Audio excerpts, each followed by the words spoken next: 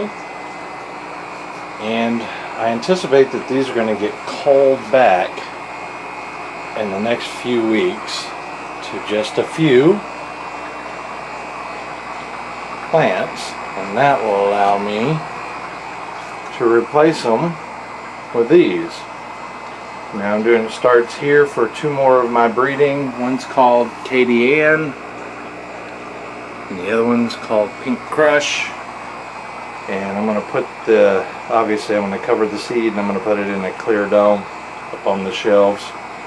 And once these are cleared out, these will take their place.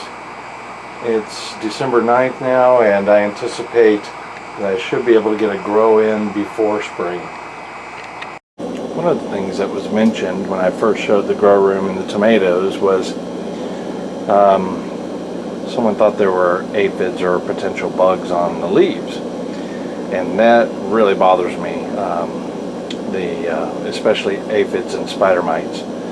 So what I did was I bought this little magnifying glass. It has two little lights on it, and it lets me see, let's see if you guys can see in here really up close.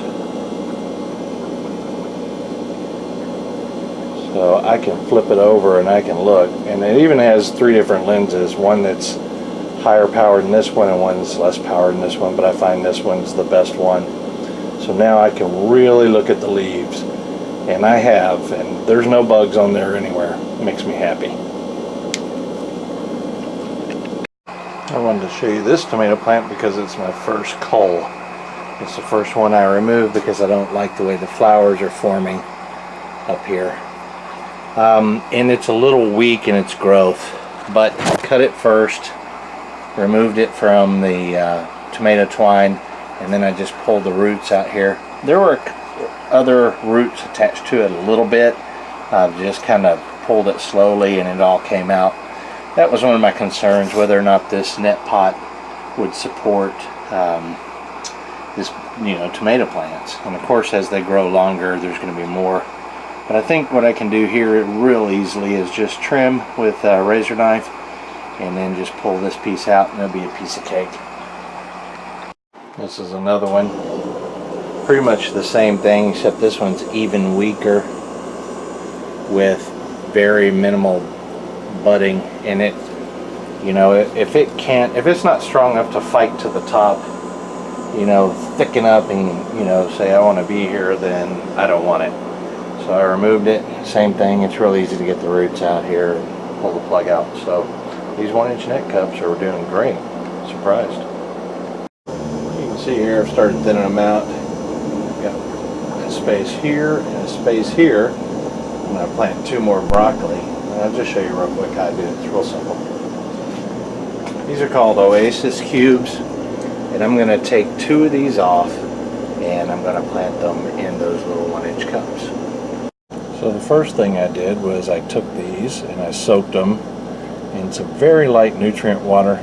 Regular water will work too for what I'm doing, but I just happen to have them, the nutrient water available.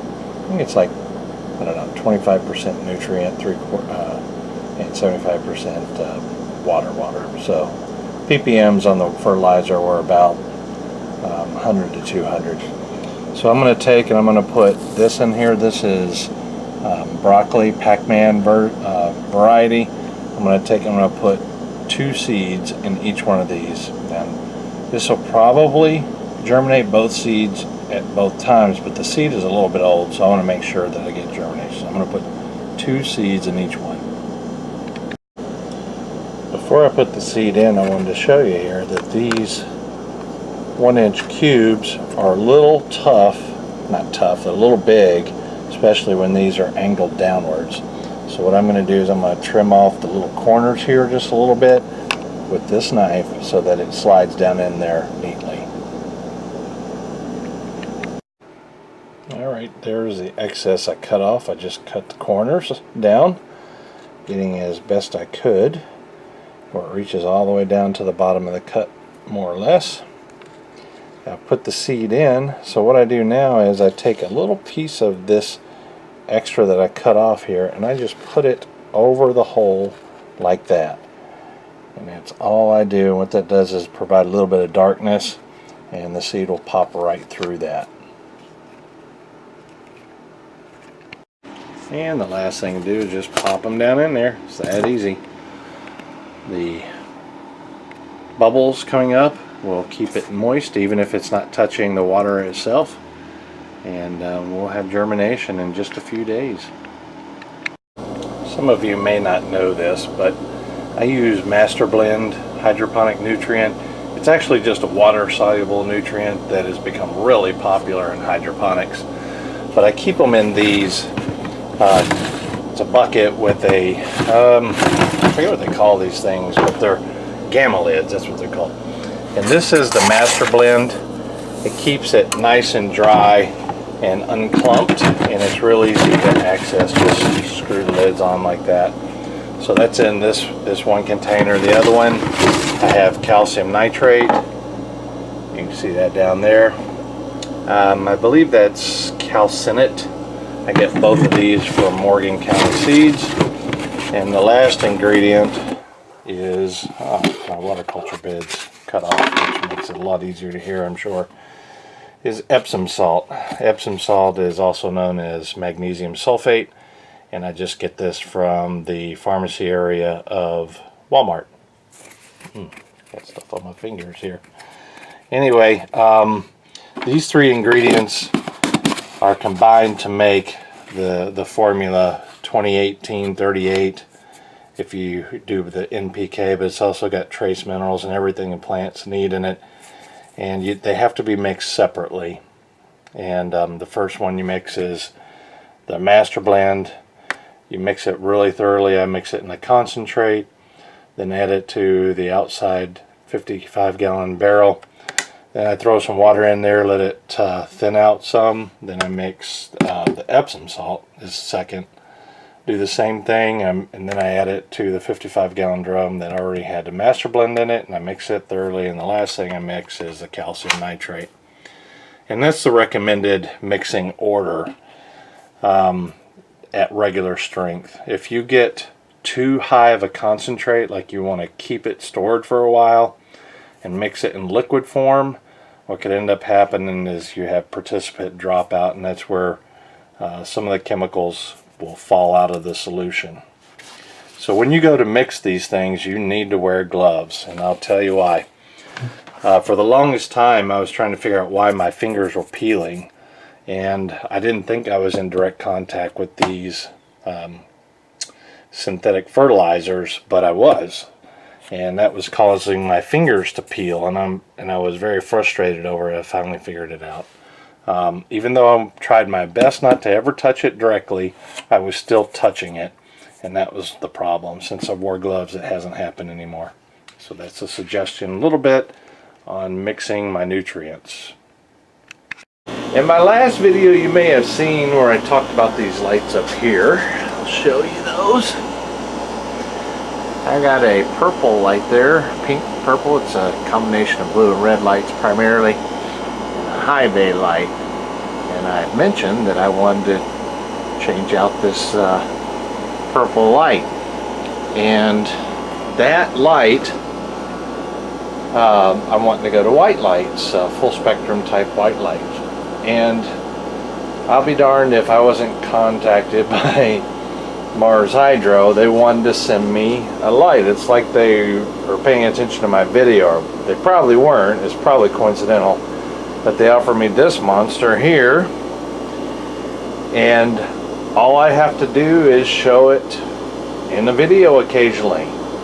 Now, why would I turn that down? That's crazy. But as silly as I am, I said, what can I offer to my subscribers, you know, so you can get some advertising on my channel? Okay, putting aside the fact that this is probably going to be very, very useful for me based on the reviews I've seen, and fit perfectly overhead in this area because of the way it's designed. It's thinner and longer.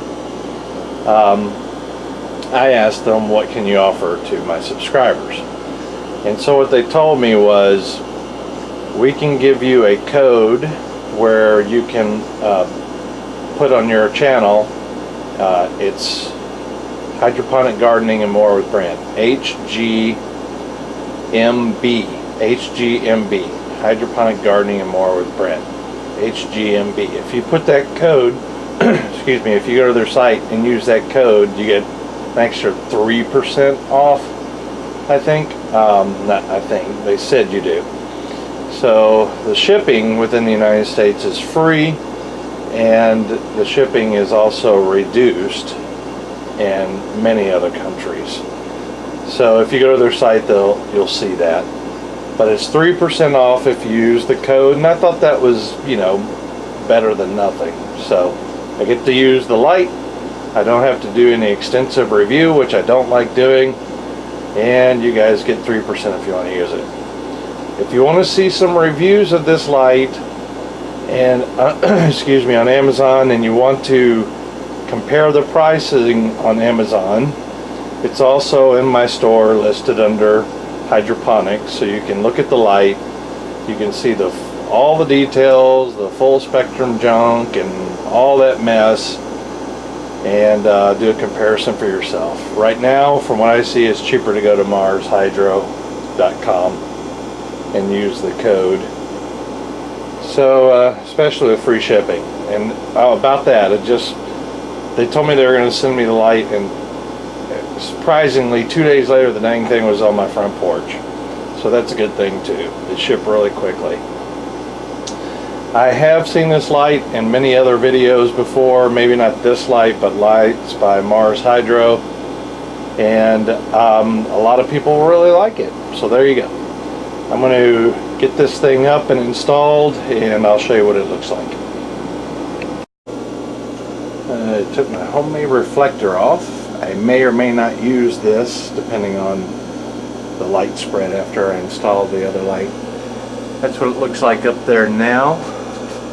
I'm going to take the bar out as well and just use the hanging straps and stuff that comes with it. I assume it comes with it. If it doesn't, I've got 2 up there right now. And we're just going to put the light up there. The distance between the King LED and the high bay is closer than I think the whole light's going to be on the other one. So I think it'll work really great hanging up there. So just kind of wanted to show you how it looks as I go. There it is installed. And I don't know, I angled it a little bit down. If you look from here straight down, you can see that the plants are offset this way a little bit, and I did that on purpose. That way, for lower lighting, I can get it all the way down. I can tilt it totally sideways if I wanted to. In the prior lighting, I didn't do it just for this lighting. I set the EMT pieces up here. Let's see, yeah. So that I could do that. So that required a little bit of tilting, and we're going to see if that'll keep it out of my eyes when I come in here, because I don't want light shining in my eyes, and I don't want too much light coming in this way. I'd rather it be reflected down. So I might use my reflector that I made there. I might use that, or part of it anyway. We'll see what it looks like when I turn it on. Alright, it's on. Can't hardly tell it's on. I mean, I can see that the plants are lit up. You can't tell it's turned on until you get about right here. That's what it looks like. Turned on. So, let me see if I can get you an angle where you can see the light. There you go. So that's it. We'll run it for a while and see how it works out, and I'll just update you on how the plants are doing. That's basically the trade. I'm trialing. They gave me a light. I'm trialing it. I'll share with you what I end up finding out. And if you want to trial it or buy a light of your own, you can use the code and do it. This is Brent, you guys. We'll see you later. I happen to glance out the window. It's just after 6 and the light's cut on. I can see the whole yard light up. That is one crazy bright light. Crazy.